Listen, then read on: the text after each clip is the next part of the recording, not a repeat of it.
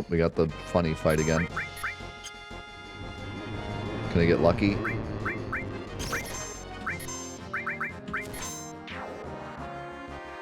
Oh, Yuffie just deleted one yet again. I don't know why her crit chance is so insane.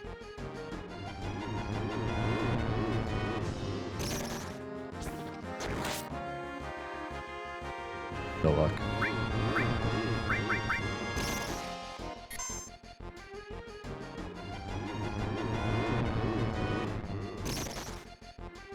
Also, I should switch back to the circlet and the power wrist and the ribbon. No. Talisman.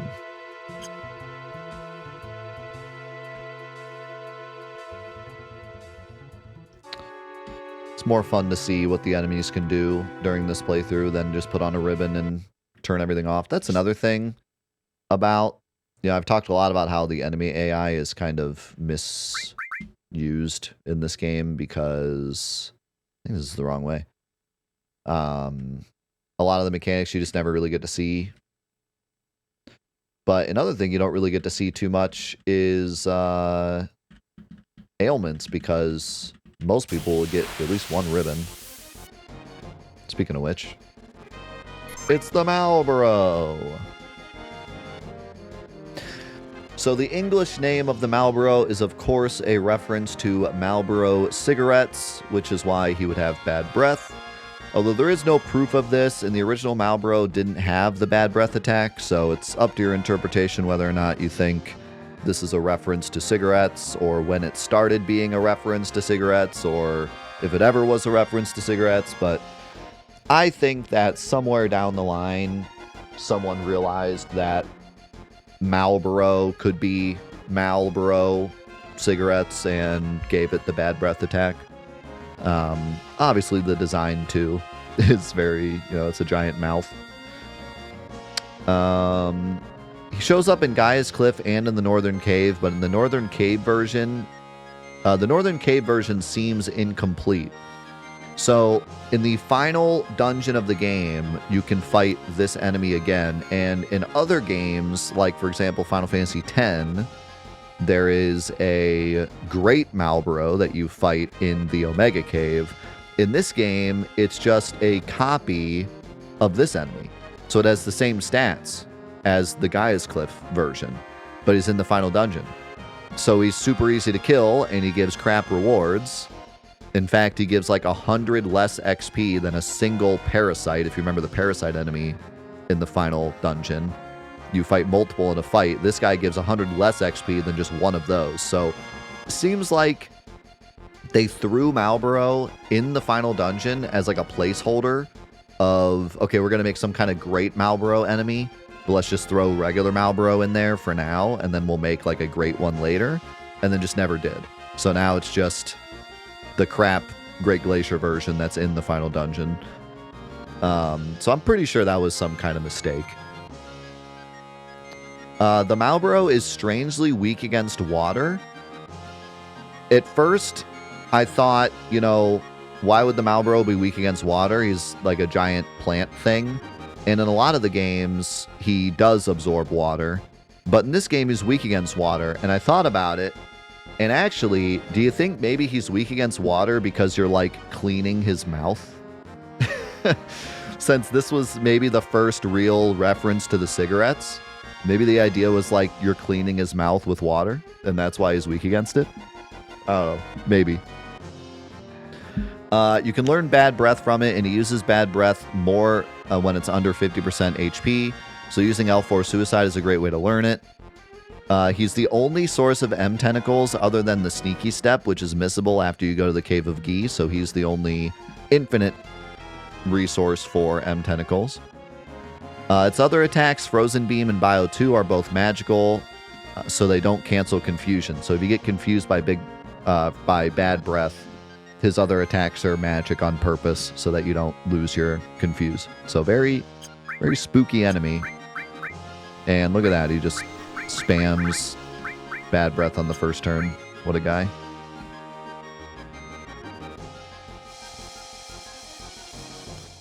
And now we get to sit here as spinning, frozen, poisoned frogs. This is what I get for not equipping a ribbon. Now you can see how scary they are.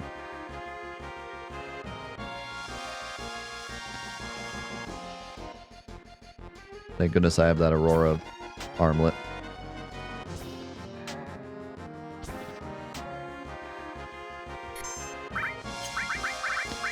Do I have a remedy, though? I don't know if I do. I have a vaccine. I don't think I have a remedy.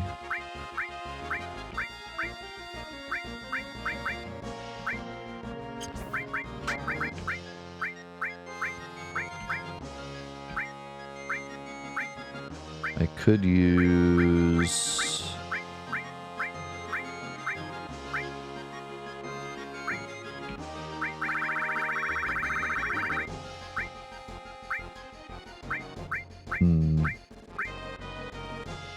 an echo screen.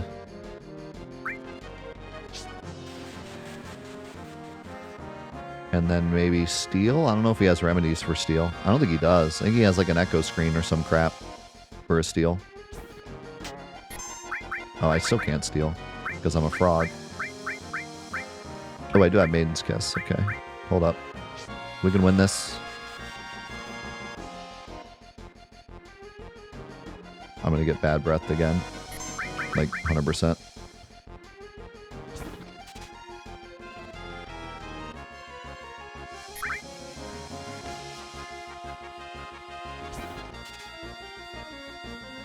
Oh, right. DM tentacles. Can I use them? No, probably not.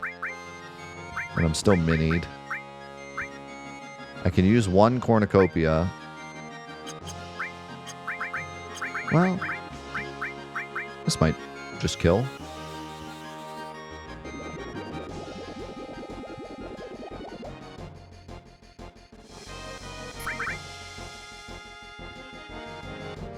I got magic plus circlet.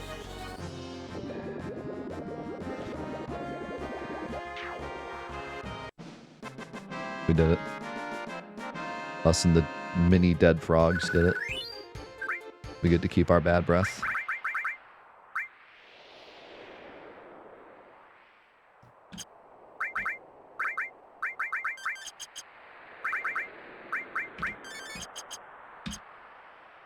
All that for 100 gil. I may not make this. I may freeze.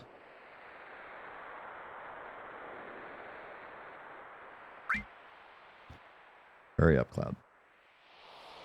Hey, thanks, Amaranth.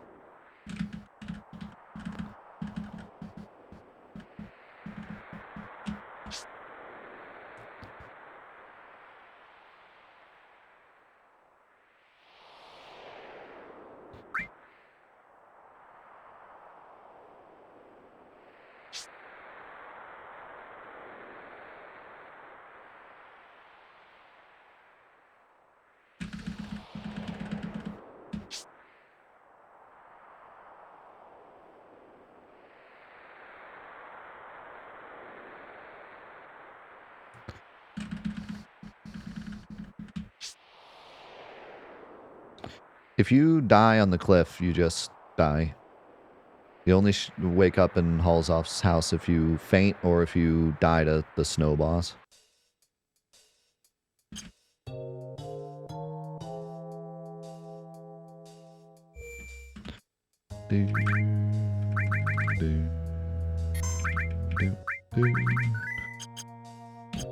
Okay, who else are we missing? No, we're good. We're good till we fight the icicle. Another back attack Stilva, but he didn't magic breath us first turn this time.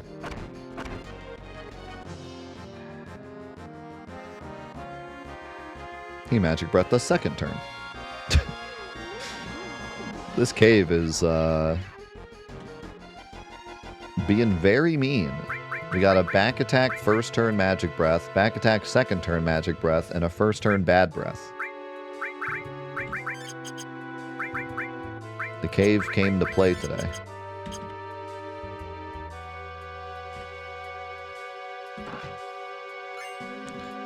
I'm sure in the icicle fights we'll get a perfect silence spread of each bat silencing each character.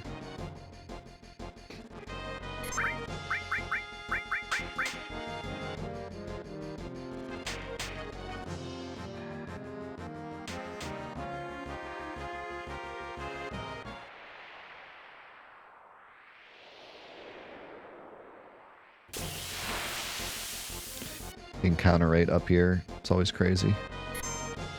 It may... I don't know if it's actually more or not, but I always feel like I get so many fights on this screen in particular.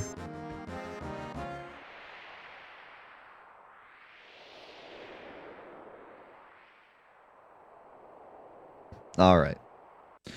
Time for the icicles. And the fire armlet. Which I'll probably just leave the Gigas armlet on Red 13 because it's funny. But I should give him the fire armlet here.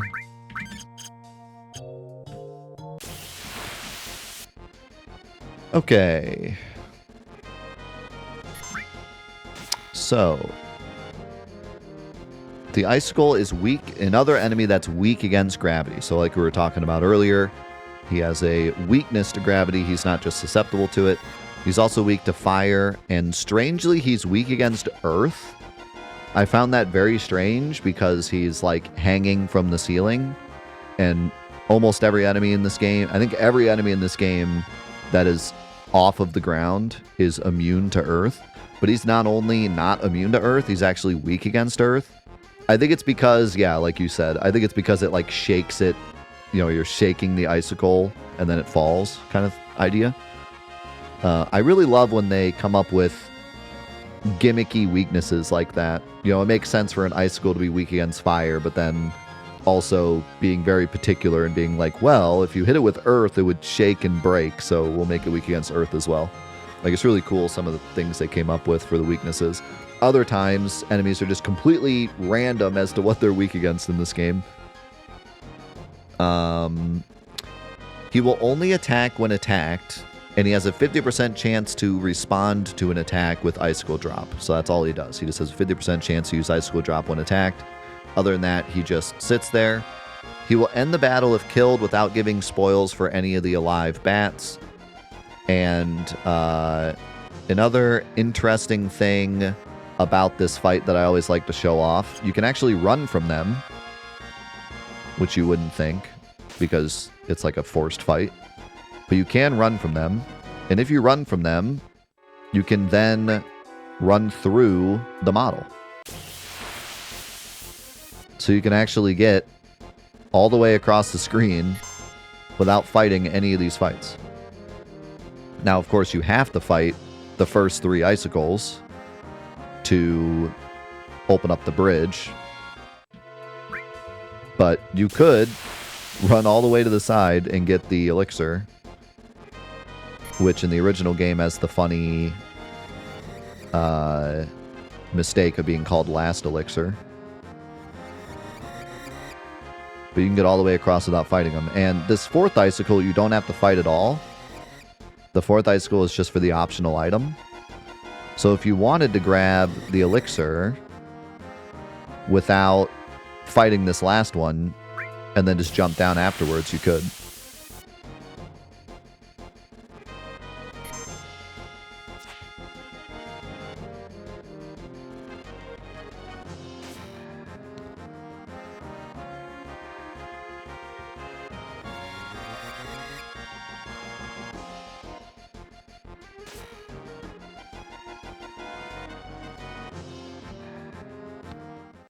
So there you go. We made it all the way across without fighting any of them. And another goofy thing about this, because they didn't expect you to do this, if you run away from either of the ones on the ends, either the first one or this one, and then after you run away, you say, yes, I do want to jump down to the room below. Cloud is going to try to run to the middle of the screen because that's where he jumps down and run into the other fight. And then you don't jump down at all. You now have to do this fight.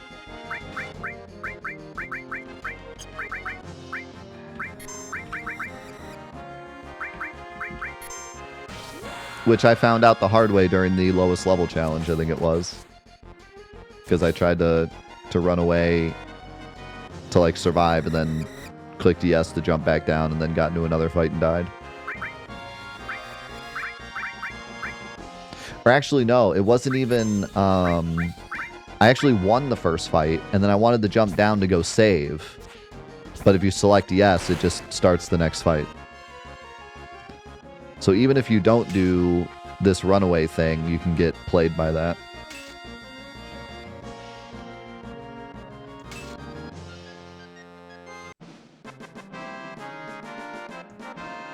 How's it going, Magic? Good to see you, man.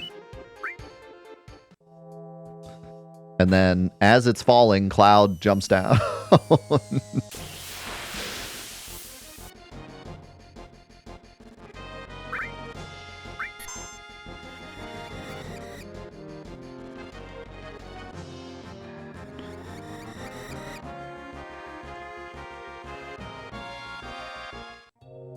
So yeah, this whole screen is goofy.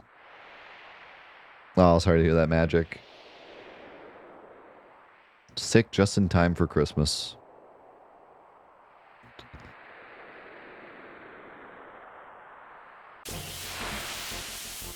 We were talking about you last week. I forget what it was. There's something came up and I was like, Magic started that or something. I can't remember what it was.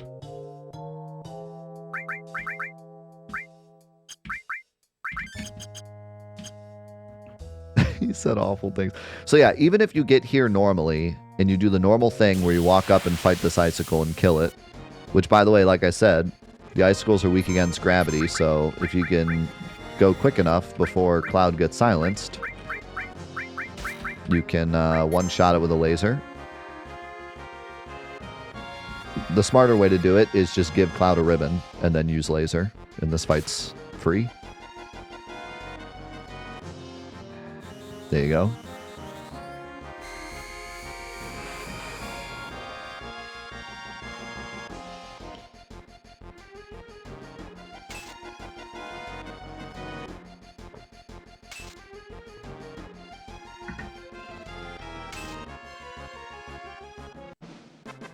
But yeah, let's say you're playing the game for the first time casually, and you beat the first icicle, and the game says, jump down to the room below, and you think to yourself, man, that icicle fight was really tough. I'd like to go down and heal before I fight the next one. So yes, jump down to the next room. It just puts you into the next fight. This is a total beginner's trap. And I say beginner's trap, but it's also an expert trap because I did exactly that during, I think, the lowest level challenge and got trolled.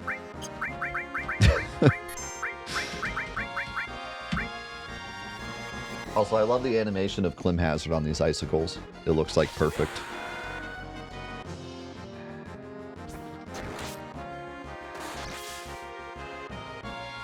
I haven't played the Tactics Remaster yet, no. I have it. We're probably going to play it at some point just to check it out. But since we did a Let's Play of it recently, the regular game recently, I was planning on playing the remaster in the future. But I haven't, like, checked it out and stuff.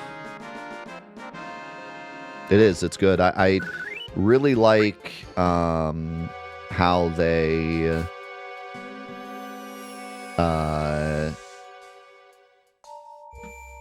give you the option of using the old game or the new game. Some people have complained about the Final Fantasy Tactics Remaster because it doesn't have the War of the Lions stuff, which is like very frustrating because why wouldn't you? But other than that, it seems like a really good remaster. It is. It's just a really big pet peeve of mine when companies say, here's a remaster of a game, and it's not the definitive way to play the game. You know what I mean? Like, that's just because you're asking us to spend. I forgot he stole the Buster Sword. You're asking us to spend more money for a game we've already played and probably already own, and you're saying the reason you're spending this money is because this is the definitive way to play the game. Like you do want to buy this game again because this is it. You're never going to buy another version of this game ever again because this is the definitive way to play it. But then, you know, if there's something missing and there's actually a reason to play other versions, then, like, you know, it's not really a remaster to me. It's just another version. You know, I don't think it gets to be called a remaster if it's not the definitive way. And sure, maybe there's like small things, but that's not a small thing. War of the Lions is a very big thing. So yeah, just a very frustrating, it's a very big pet peeve of mine. If you're going to make a remaster of a game, but you're not going to make it the definitive way to play it, then call it something else. Call it the Switch version or something. Or just don't make it at all, or figure it out. But it is a good version, and I really like how they split. You can pick between the modern or the retro. I think every remaster should do that, especially of games like that. Because it does need... I think Tactics is in need of a... like, modern take. I don't think you just take Final Fantasy Tactics and plop it on Switch and say, here it is. Because it's aged a bit poorly with how easy it soft locks and how difficult it is and the menus and stuff. Like, I don't think... Contrary to our community who's going to be like, no, the game has to be the way it was when I was a kid. Most people don't want to play Final Fantasy Tactics on PS1. Like, the menus are very outdated. It's very hard to, like, understand as somebody who plays modern games. You can soft lock incredibly easy. It's not the most 2025 friendly game. So it does deserve a quality of life remaster. But having that original version as an option is really, really nice, because then that makes all of us appreciate it and want to buy it as well. So overall, I think it's really good. It just, yeah, the War of the Lions thing is kind of a shame. Also, I've heard that the voice acting is, like, really good, which makes me really want to play it because Tactics has such an incredible story. And if the voice acting is actually good, I would love to hear the Tactics story voice acted. All right, here is the Koal. This is a obvious, horrible mistranslation of coral. It's obviously supposed to be coral. It's coral in every other Final Fantasy. Coral is a classic Dungeons & Dragons creature, which sometimes is also called a displacer beast. But everyone knows the coral. Very popular Dungeons & Dragons enemy. I don't know how they botched the translation here so much, but for whatever reason they called it Koal. Also, I don't think this is so much, like, that much easier to pronounce than coral. You know, it's Coeurl. It's a bit weird to know exactly how to pronounce it, but, like, is this any better? Koal? You know, like, at this point, just call it Carl or something. Call it a cool or something. Like, well, you know, it's not even that much better. It originates from the A.E. von Vogt novel, The Black Destroyer from 1939. This bad boy right here. If you've ever seen this. Very important, classic piece of literature in the whole Dungeons & Dragons science fiction realm. If you're into science fiction at all, you've probably heard of this before, The Black Destroyer. But this is actually where the coral originates from. This whole story is about these displacer beasts. And so yeah, if you ever wanted to know the history of the displacer beasts, there you go, from 1939. The Koal does not attack until attacked. His counters, he counters with physical against magical and magical against physical. So if we sit here, he actually will not attack. These guys only counter you, which I think is a thing that a lot of the corals do in a lot of the games. I think Final Fantasy X is similar. And if we use a physical attack, it will counter with a magical attack. With Blaster, which is its classic attack. In the other Final Fantasies, Blaster will a lot of times auto-kill, but it doesn't in this game. And if we hit it with magic, it will counter with a physical attack.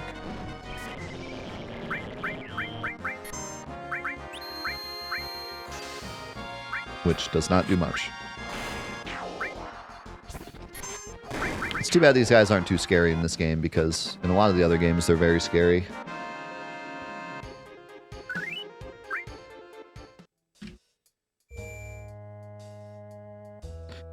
And we have one more enemy to go over here before we fight Schizo.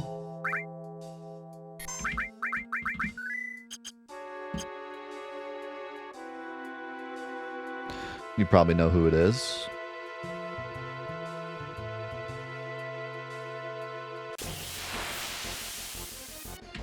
It's not bats.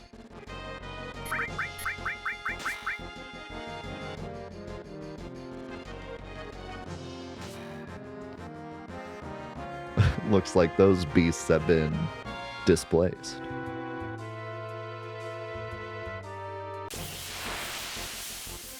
There he is. The Blue Dargon. So even though the Blue Dragon is an ice enemy, he isn't weak to fire. Probably because he's a dragon. In fact, he has no weaknesses at all, but he can be poisoned. He can use the enemy skill Dragon Force, but there's no way to learn Dragon Force from him because he can't be manipulated or confused, and Dragon Force can't be reflected. So you kind of learn about the enemy skill Dragon Force from this guy, but you can't actually learn it from him. You have to wait till the dragon in the North Cave. He drops the Dragon Armlet, which is almost certainly another thing, you know, I've talked about it many times at this point, where they like to give you stuff right before a boss that helps you with the boss. This is yet another one where this guy drops Dragon Armlets, which are really, really good against Schizo. And they drop it at 100% rate as well, which makes it even more obvious that they did that on purpose.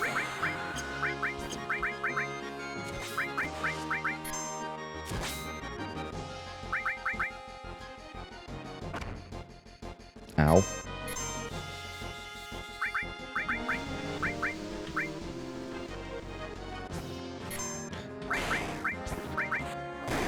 Oh my god, Red 13's damage is insane. This dude's kind of cool in that, like, poison is really his only weakness. He's not weak against any magic elements. Bad breath only gives him poison. Like, there really is not a good cheese for this guy. He's just kind of a tough enemy, but he gives you a great reward. God, Red 13 is just insane. That is one nuclear doggo. Okay, we should probably be fine here. I could throw on the fire ring just for fun. I could throw on a dragon armlet just for fun. But I think it'd be more fun to do a bunch of damage. I could throw on other stuff, but... Hey, like my Donkey Kong?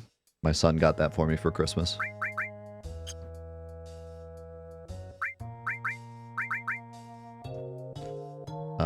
Let's put... I guess it doesn't matter.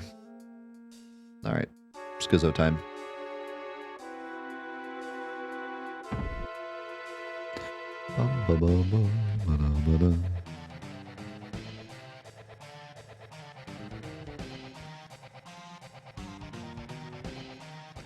Looks just like you.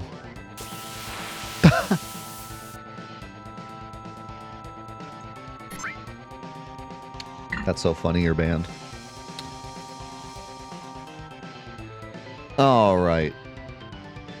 My boy Schizo. So the original Japanese for Schizo translates directly into Twin Head, but the translation team decided to instead name him Schizo which is most likely a reference to schizophrenia, which would be a terrible reference, as schizophrenia is completely different to bipolar or dissociative identity disorder. So, pour one out for the translation team, because once again, they totally blew it. What a horrible name for this enemy. There's really no way around it. If they were trying to reference schizophrenia, they blew it. If they weren't, then they blew it. It's just a dumb name. It's just a dumb, bad name in every sense of the... At worst, it's just a bad name. Or at best, it's just a bad name. At worst, it's straight up like they should be sued. At worst, it's offensive. So, yeah. Just terrible name. So, going past the terrible name, ever wonder why you can only steal the protect ring from the right head? If you try to steal from the left head, it just has nothing. But then if you steal from the right head, you have a chance to steal the protect ring. Well, if both heads had the protect ring, then you could steal 2 of them. So, you know, they had to give it to one or the other. But also, the left head is the one that drops the Dragon Fang after the battle. And because of the way steal mechanics work in this game, if you steal an item, you don't also get a drop. And they wanted to make sure that you got the drop, the Dragon Fang drop. So they gave the Dragon Fang drop to the left head and the Protect Ring steal to the right head. That way you could get both. So now it makes a lot more sense. I always thought it was just like a secret. You know, you try to steal from the one head and then you're like, oh, the other one probably doesn't have anything. And then it has the Protect Ring. But pretty sure they did it because they had to ensure that you got both items. Speaking of the Dragon Fang, there's only 2 Dragon Fangs in the entire game. You get one from this boss fight, and then you get one for the submarine game in the Gold Saucer.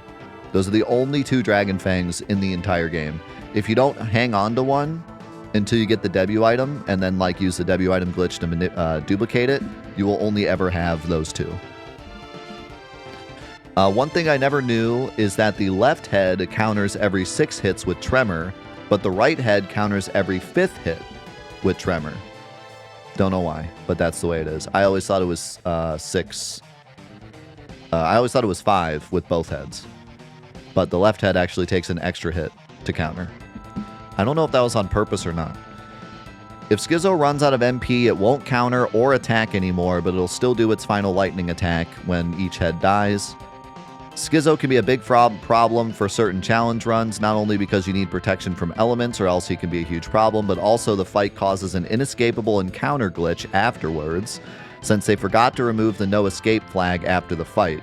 So any encounter directly after this boss fight until you leave this room also can't be run away from, which can also mean that you fight a blue dragon and can't run away from it. So you could do this fight, be almost dead, try to run back to the save point, and then get into an inescapable fight with a blue dragon and die.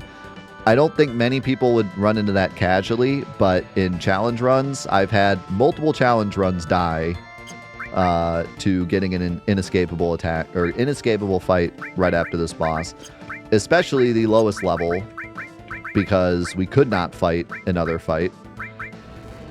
And so yeah, that can play. Also, Red 13 has 11 health. Ouch.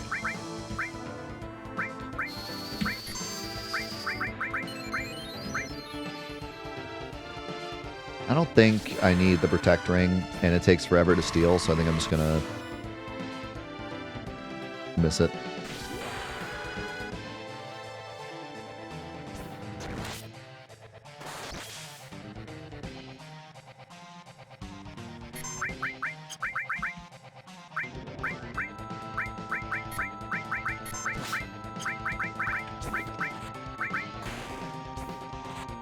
Holy crap, Red 13, calm down.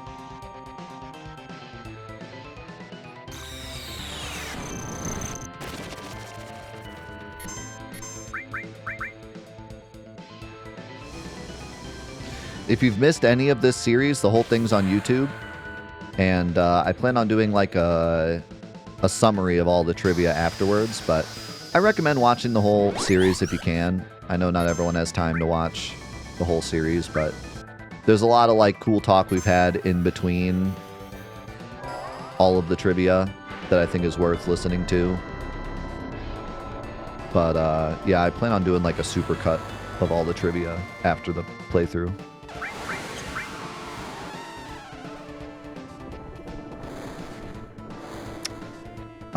I believe they can double cast their counter. I could be wrong with that, but I think they can. Which might be why they had 1B5 hits and 1B6 hits, so that if you just spam AoE, you don't get blasted. Then again, I think that's kind of a cool punish for spamming AoE.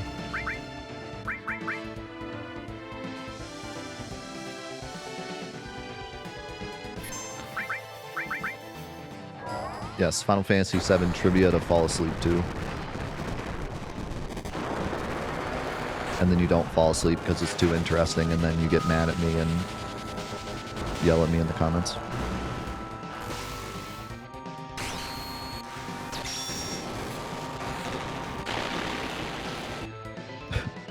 Zero out of 10 video, didn't fall asleep. Was too interested. So it's actually going to heal Yuffie, so this should be fine. Nice.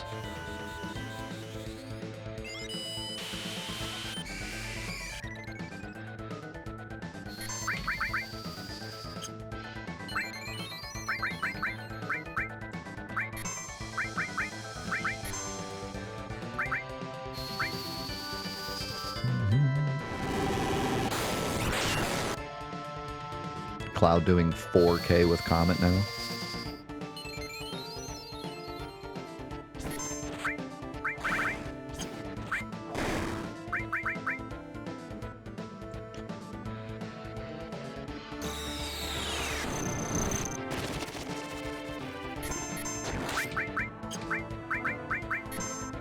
I wish I could show off the tremor glitch, but I don't actually know how it works. I've only ever seen it once or twice, but there's a really hilarious glitch with the tremor attack. I think it works with all the Quake attacks, but there's a really funny glitch where the earth thing pops up, and then when it breaks away, instead of showing the regular animation, it shows like a bunch of debug like menus and crazy graphical glitches.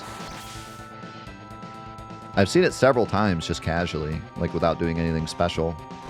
I'm not sure what causes it, though.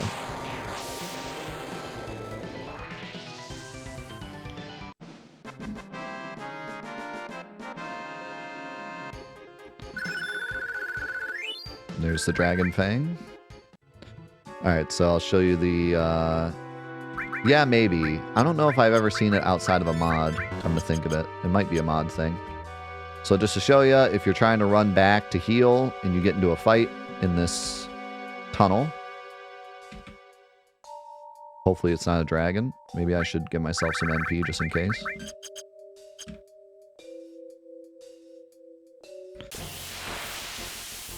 Good, it's bats. I can't run. They did not remove the flag. The can't escape flag, so it thinks I'm still in a boss fight. So I have to do this fight now. Nice dodge.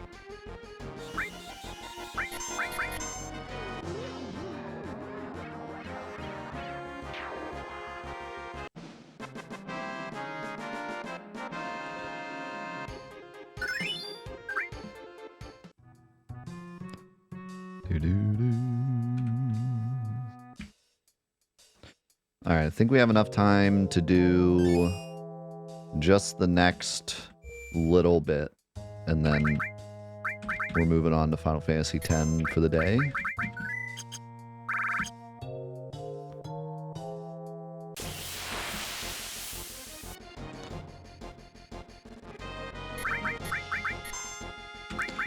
But once you exit the screen, it goes back to normal. So like now, if I get into a fight in here, I can run away. How's it going, Primus? Oh, sorry. You're shy. Never mind. I didn't say hi. Wasn't me.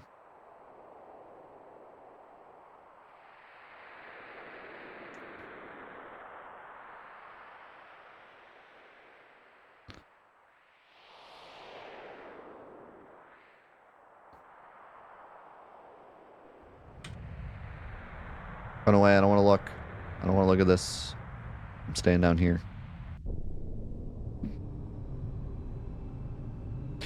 Not water heater time. Oh, man, we're actually stopping on, like, the perfect cliffhanger, too, because some of the best enemies are coming up. Water heater's coming up. Possibly the rarest enemy in the game coming up. The meme coming up. Lots of really cool enemies for next week. Oh, thank you, Black Metal, for buying a Touch Me F mug. I'll enjoy this greatly and hold my superior coffee mug over all my coworkers until their jealousy overcomes them. Or you could just give them the link and they could buy their own. Hashtag Raid Shadow Legends. Hashtag chill. Alright. It's Grenade Man! This is the grenade.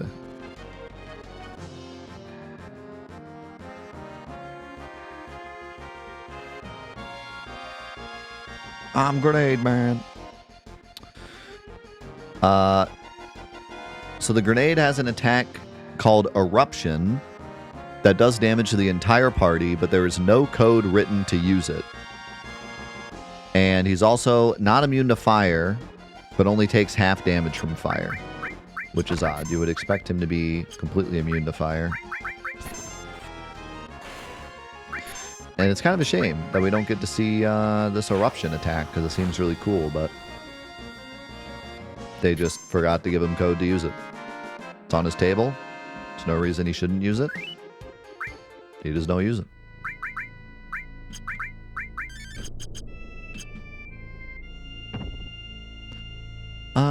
I think it's the same exact bomb blast that regular bomb uses.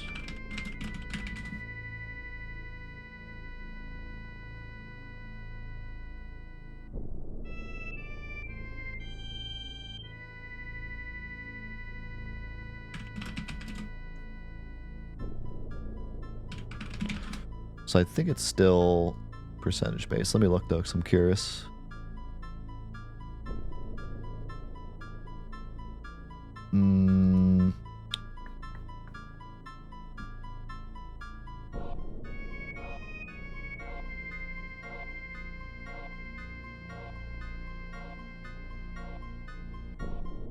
Nah. It's just a strong attack.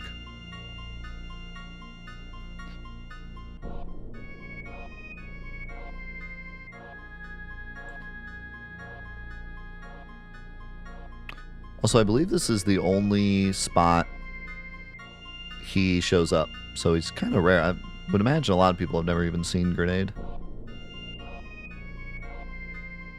I've seen a lot of people, as I've done like challenge runs and stuff,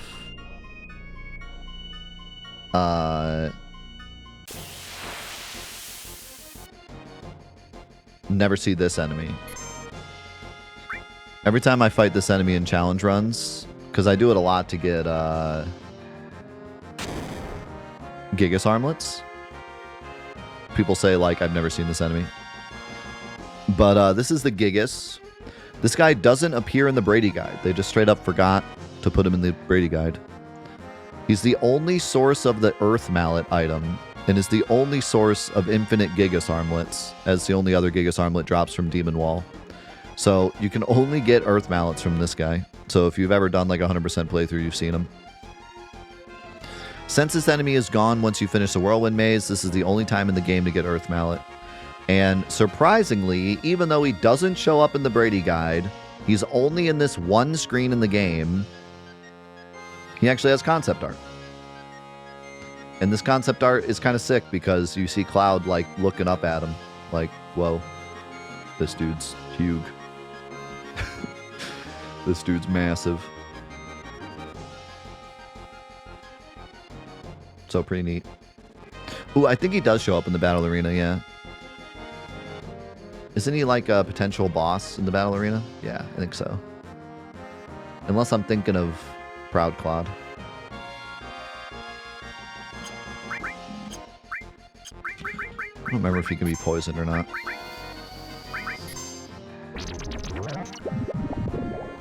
think he can.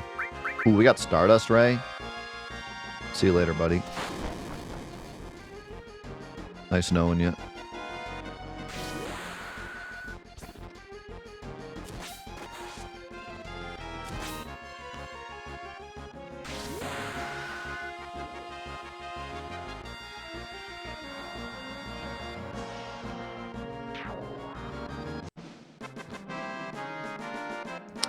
I wonder if the grenade trick or the bomb trick would work on grenade. I don't think I ever tried it. I don't see why it wouldn't. Because there is a grenade ×2 fight. Let's see. We gotta go. We gotta kill one without it blowing up. So I have to one-shot this guy and then Phoenix down.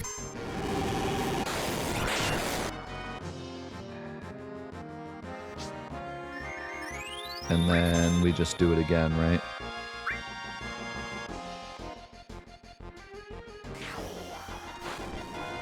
Which is pretty easy now that we have Comet. Except when he one-shots Yuffie.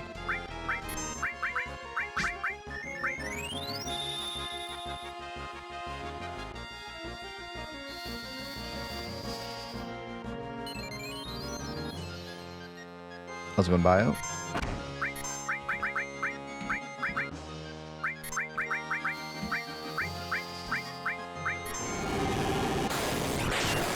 Okay, this should do the same glitch that we did with the bomb. Yep, there you go.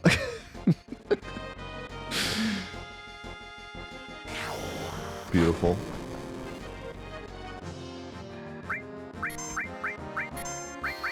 And now he's like way up in the sky.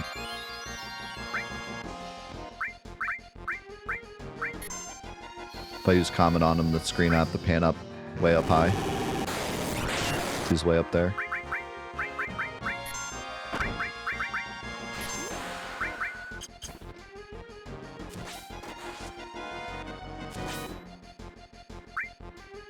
And Yuffie's dead. Or she can just dodge it. Yeah, really cool bug that we actually used in... Well, we didn't use it, but we figured it out during the absolute lowest level challenge. And we were planning on potentially using it to farm limit breaks, but then we never had to. But it was a backup plan if we ever had to farm limit breaks.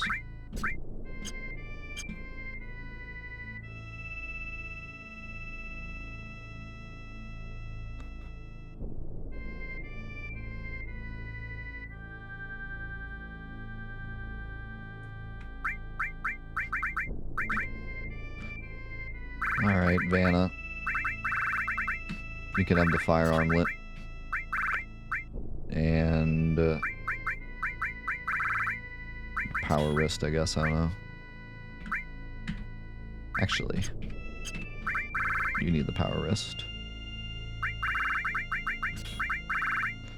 You can have a protect vest. And a better weapon.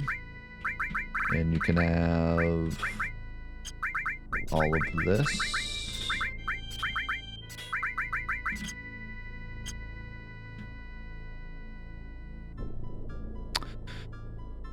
All right.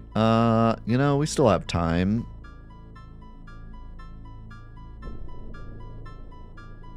I think we can do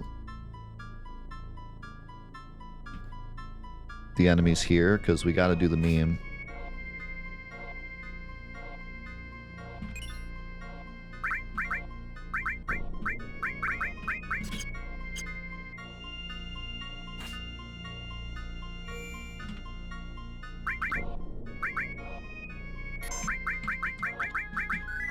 I don't know though. We gotta keep some enemies for next week because if I do all the enemies here, then we're just gonna start next week at the big story section. So So we definitely need to keep... I have 2 really cool enemies to show off. So I'm going to keep those for next week. But we can do the meme enemy.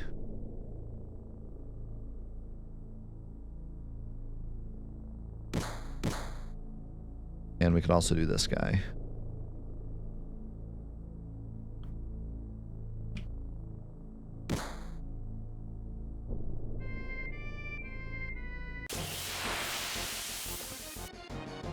So this is Windwing.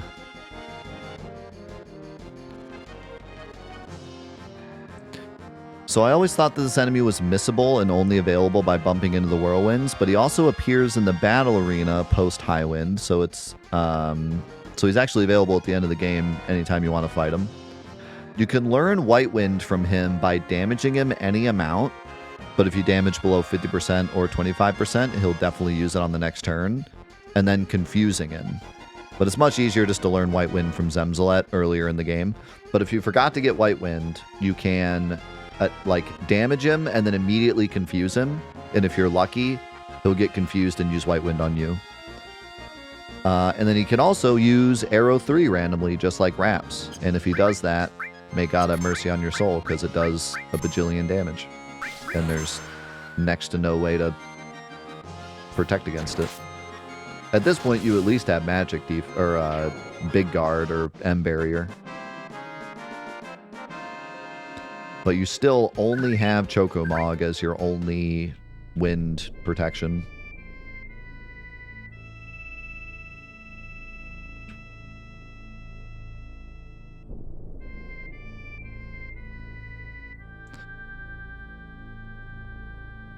If you run a solo run, it's the only way to get White Wind.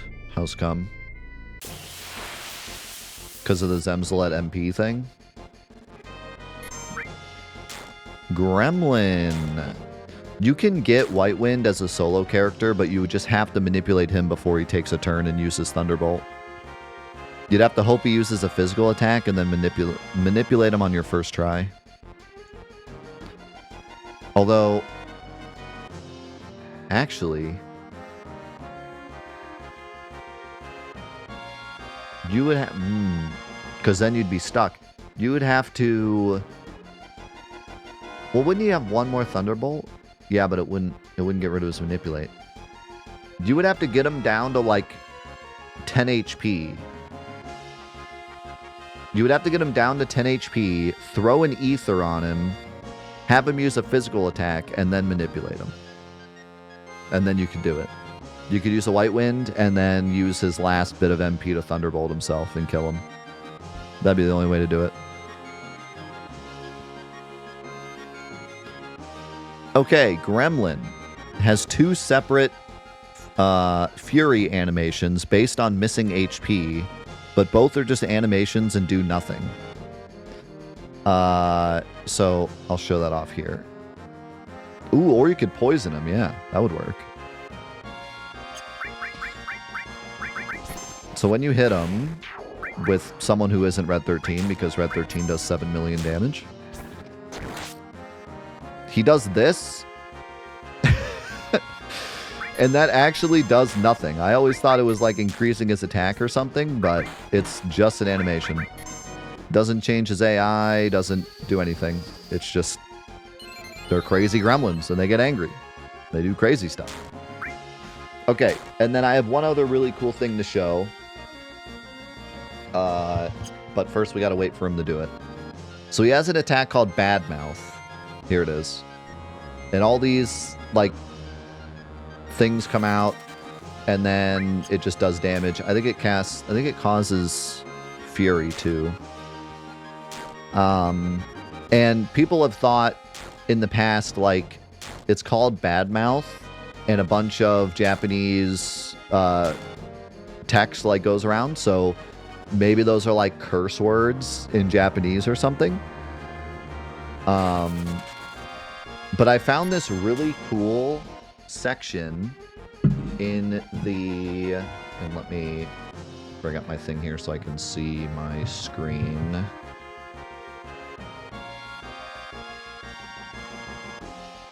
So in the Final Fantasy VII Ultimania Omega, on page 381,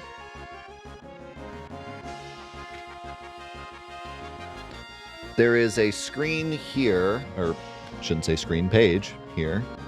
Let me turn off my light so you can see it better. So this is somebody who wrote the Ultimania attempted to try to figure out what all of these symbols were. You can see they separated each individual symbol and they gave like their take on what each one is. And I think from left to right, I might have this like backwards, but they thought that this was a, let me see here. One of them they said might be a Korean symbol.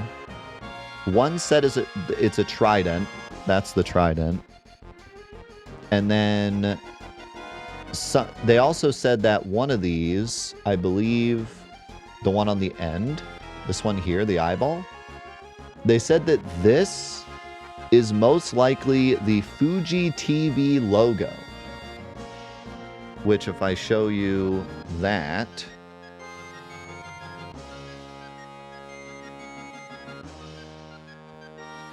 looks like this. So they in the Omega say that that symbol is what they used for the gremlin badmouth attack.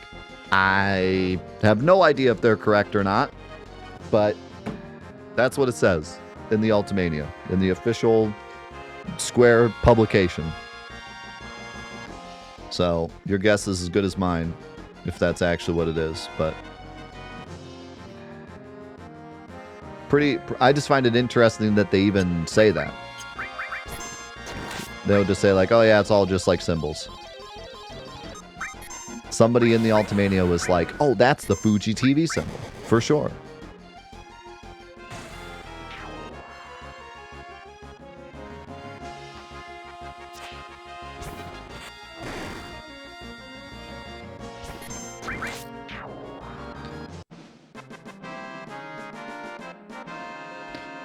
Oh, and then the other two are just like Japanese katakana symbols. So there's two Japanese katakana symbols.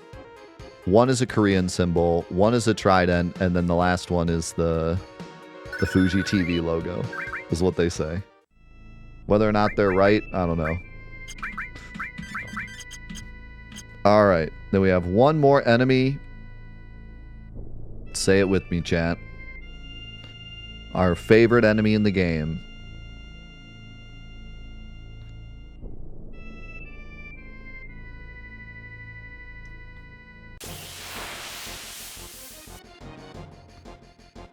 That's not him. That's not him. That's the Iron Knight, which is also a fun one to talk about.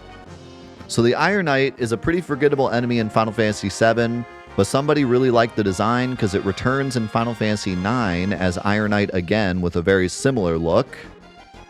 Remember this guy from Final Fantasy IX? It's the same guy, same enemy. Look at that. Same exact design and everything. Even with like the horns. And then in Final Fantasy XII, he would come back again as an Arrow Knight, looking more like an old dragon, but still like a flying dragon. Oops, forgot to turn my light back on.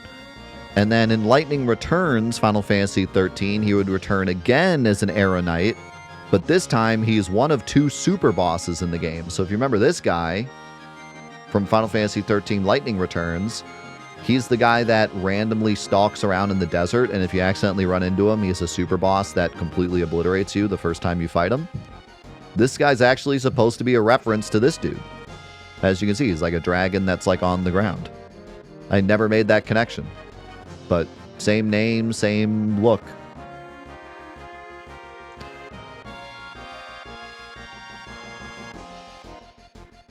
So yeah, even though he's like a pretty throwaway enemy in Final Fantasy VII, he comes back 3 more times in 3 more games.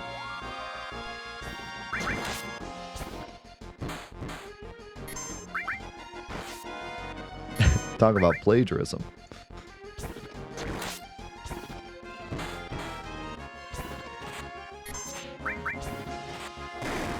I do really like that he's like design. I think he's a really cool design. Like a little hovercraft dragon. Okay, now our favorite enemy in the game.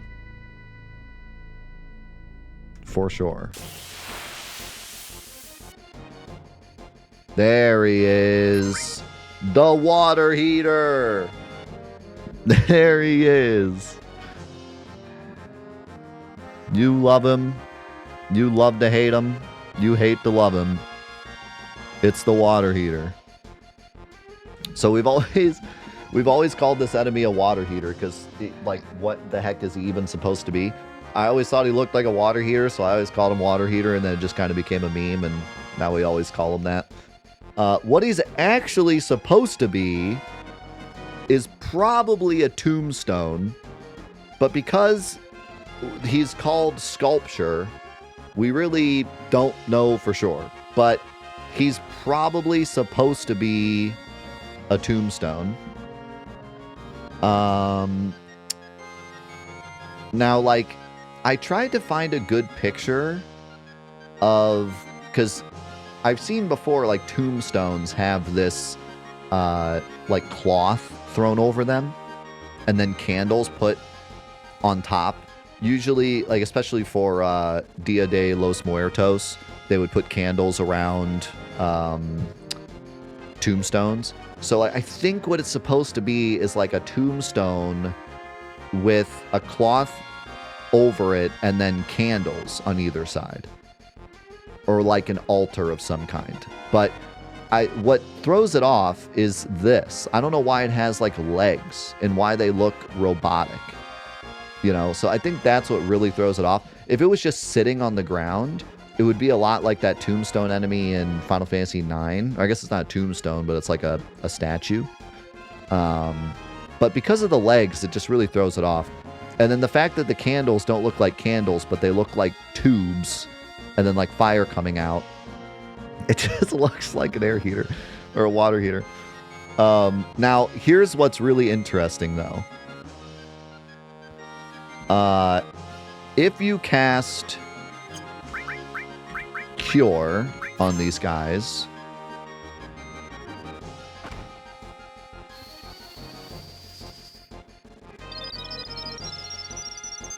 it does not hurt them. So that kind of gives you the idea of, you know, well, they're probably not tombstones, because they're tombstones, they'd probably have like an undead property. Healing would probably hurt them, right? But check this out. I'm pretty sure this works with Alexander. I didn't actually test it with Alexander in particular, but it should work.